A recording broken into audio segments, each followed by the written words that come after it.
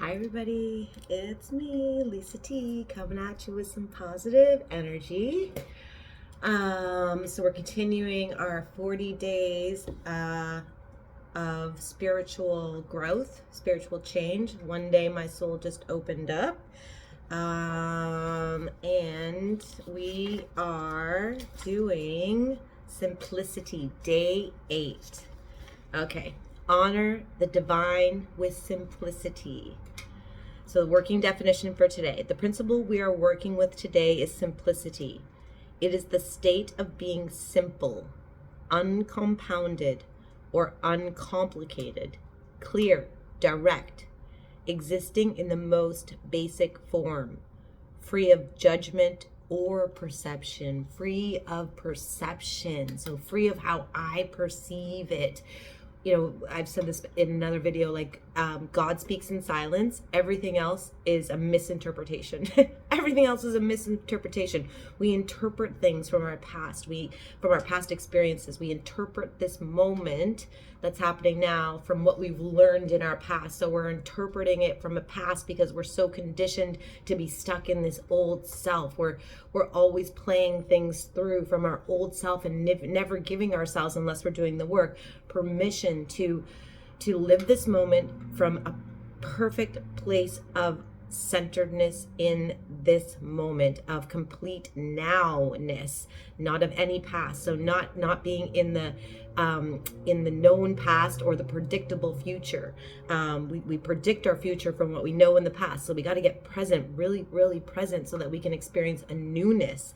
And that is free of judgment or perception. So not judging it as good or bad, not judging them as good or bad, but judging it just as it is and letting it become something from this new place that we are standing in, this new now we are standing in. So a new perception. So it's the most basic form is simplicity. Just keeping it super simple. With no mind tricks, none of your old mind tricks playing a part in creating it to some sort of meaning that you are putting on it. We put the meaning on it. I put the meaning on this chair. I put the meaning on this sweater from a conditioning piece of my mind from the past. So free of judgment or perception. That's a big one. Okay. So here's some commentary on simplicity. We love each other. It took 30 years and 3 marriages to 2 other people for us to reach this conclusion. It resulted in our decision to spend the rest of our lives married to each other. The entire story is a subject for another book. In the most simplistic, direct form, this was our story. I am sure the hearts of most women flutter at the very thought of finally being with the one man that you have loved all your life. The very thought of it would probably take Madonna's breath away. I'm sure it would be enough even for her. It was not, however, enough for me. I had to have a wedding. Picture this, if you will. He's 46, I'm 44. He's got 7 children, I've got 3. His parents are divorced. His father remarried. My parents are deceased. He's got 2 ex-wives with whom he maintains very supportive relationships. I've got 3 best friends, one of whom is my daughter, and we want to have a wedding. Correction, a big wedding. Wait, there's more. It has to be an outdoor wedding, my idea, with a band, his idea. No tent, too expensive, near a hotel. All of the children, parents, friends, exes, and the band members live out of town, so we need a hotel. On the Saturday before Mother's Day, I would say that it was about as complicated as simply being in love and wanting to get married could get. So she's talking about how she makes it all complicated instead of just, we love each other and let's spend our lives together. I can resonate with this, like the whole big, I think it's a concept, this whole, God, what we've been sold, we've been had with this whole like $30,000 for this big wedding for this one day when we have a whole life to spend together. Then make this one day, like I resonate with having a special moment. I think special moments I love special moments. I love making something special. But to like the thing that we're sold on with this big production, that all it does, I know it from talking to clients and friends, it's so stressful. We cause ourselves stress for this big moment that we just want to, embrace our love. So she's talking about making it about as complicated as this was about as complicated as simply being in love and wanting to get married could get. If I said that, however, I would not be telling the truth. He lives in Georgia, I live in Maryland. Wait, there's more. The astrologer would have to help us pick the date. The date would then have to be checked with the numerologist. I would never forgive myself if on our own we chose a date that with the stars and planets were doing something weird. The two allologists could not agree. I don't even know what that word is. After digesting the information, we picked what promised to be the best of our two dates. Next, I designed the invitations. It was an odd size invitation we printed on a hard to find paper, which did not match any of the standard size envelopes, which many printers had looked at it and said, I've never seen anything like this. We might be able to do it, but it's going to cost you. Next, I hired a planner who immediately asked, what's the budget? Budget? What budget? This is what we want, and we need you to help us put it all together. We must have a budget so that we can negotiate the best price for everything. I gave her a figure off the top of my head. That's reasonable, she said, as she went out to hunt and gather the things that we wanted and needed. I would say that we thought we wanted and thought we needed. How was I to know that when she mentioned my semi-well-known name to be an enterprising business person? Business savvy would rise to a whole new level, or that the new level would create the need for a budgetary adjustment or a real hard bargaining tactics.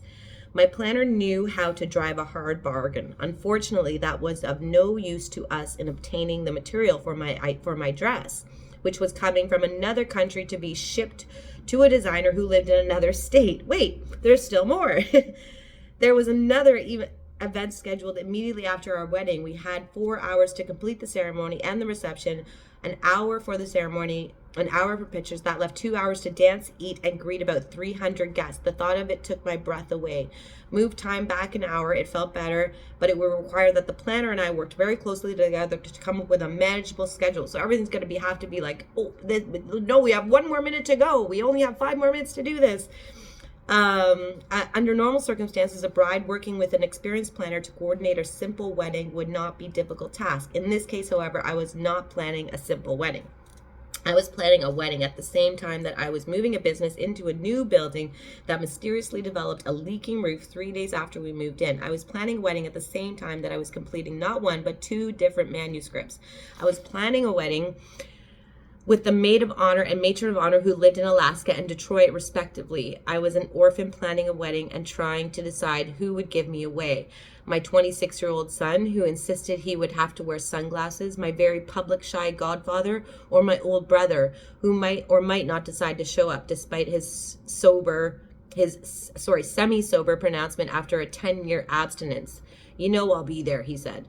I really believe there is something in the human psyche that abhors simplicity. So it's like, nope, not gonna, that I can't. It does not deal with simplicity. There's something in the human psyche.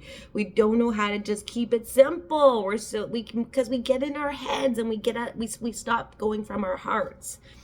There was a time in my life that unless there was a slight bit of drama going on, I became suspicious. So she's addicted to drama.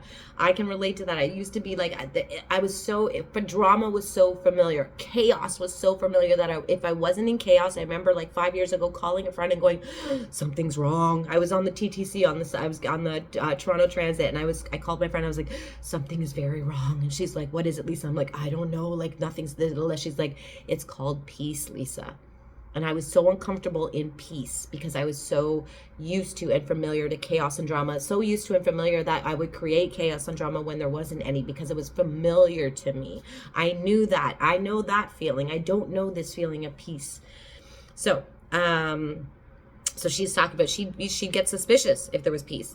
I have worked diligently over the years to heal myself of that affliction. Yet somehow in my creation of my world, I suffered a relapse. Why didn't I invite his mother? Why didn't I invite his mother and children, my children, and a few friends over to my 1-acre backyard to witness my godfather, who is a minister, marrying us? Why didn't my future husband shake me, pinch me, or in some way negotiate with me to begin our life as a couple in a more tranquil and simplistic way? She's going this and this, and she's wishing someone would have slapped her in the face and said, whoa, slow down, sister. Why didn't a tranquil way. Why?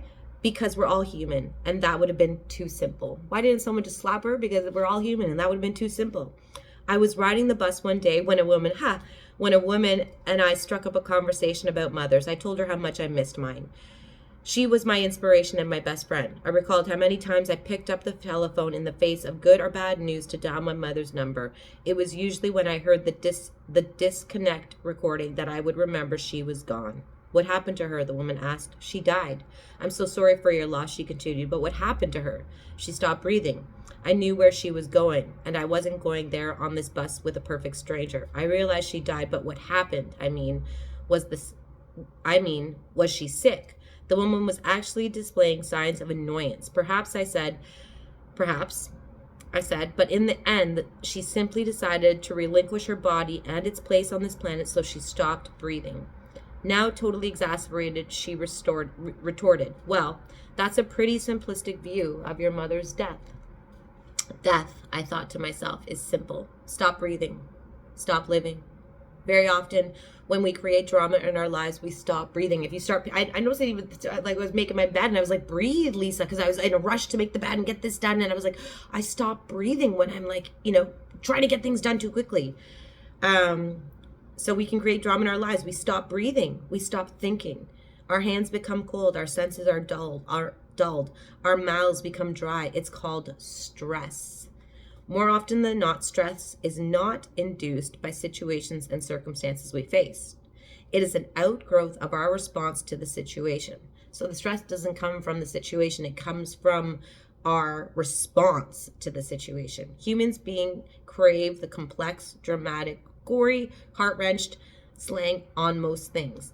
We have seen evidence of it time and time again, even before the 2.5 years of the OJ production. In fact, that entire production was staged in response to our collective craving for drama. Keep it simple. To hear those 3 simple words once cost me $4,100.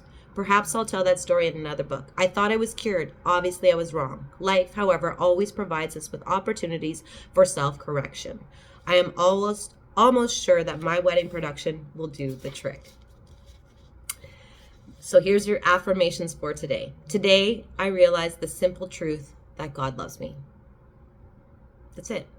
God loves me. The universe loves you. The universe is abundant and supportive. So, I don't need to really do anything. I don't have to try really hard to feel loved, accepted, valued, all these things. I just am. You just are. Today, I acknowledge the simple truth that I am a creative being made in the image and the likeness of God. Today, I realize the simple truth that I choose my world by what I think, what I say, and what I do. We do. We choose our world. And we create our world by what we think and what we feel. What we think and what we feel. This head and this heart. We want to connect the two, the heart and the pineal gland, our third eye. We want to connect these things, but we've detached here at the subconscious level, and everything is happening subconsciously, and this conscious mind is focused on all the wrong things. So we create our world. We choose our world by what we're thinking. Because what we're thinking, it's eventually going to come out of our mouths. When you squeeze the orange comes out, orange juice comes out. So, when we get squeezed, when we get pressure, what we've been thinking about, we're going to say it, we're going to react, we're going to spit stuff out that we might regret. And then our actions create our world. And what we're thinking about and what we're feeling about will create our actions. And we can create better actions by what we're thinking and what we're feeling. So today I understand the simple truth that there is no need for my life to be difficult. No. Nor is there any reason for me to lack any good thing, nor can I be denied what is mine. And things that you desire are there. You just got to get on the right vibration to manifest them, to see them, to have them come into realization. But when we're in a fear vibration or an anger vibration or a guilt vibration or a shame vibration, that, we can't, it can't ride the thoughts. Our good thoughts need to go on the heart vibration, health, and then that's going to bring to us the things that vibrate with that. We don't have to try to reach for things. When we get on the right vibration internally, those things just come. It gets sucked into this vortex of you. So today I understand the simple truth that there's no need for my life to be difficult, nor is there any reason for me to lack any good. I cannot be denied what is mine by divine right. Today I accept the simple truth, the simple faith, grounded in simple trust, grounded by simple prayer, and yields simple, fantastic, that yields simple prayer. Prayer, you got to turn your prayer into gratitude. It's like when you're praying for something, just know that I'm actually saying thank you for what's coming. So simple prayer, and that will yield simply fantastic results. For the knowledge of these simple truths, I am so grateful. And so it is. Let me remember, God simply loves me. Love is not complicated. Fear complicates all matters. Willingness and truth lead me to simplicity, and I can choose simplicity over complication. Amen to that. Thanks for watching, everybody. Love you all. Mwah.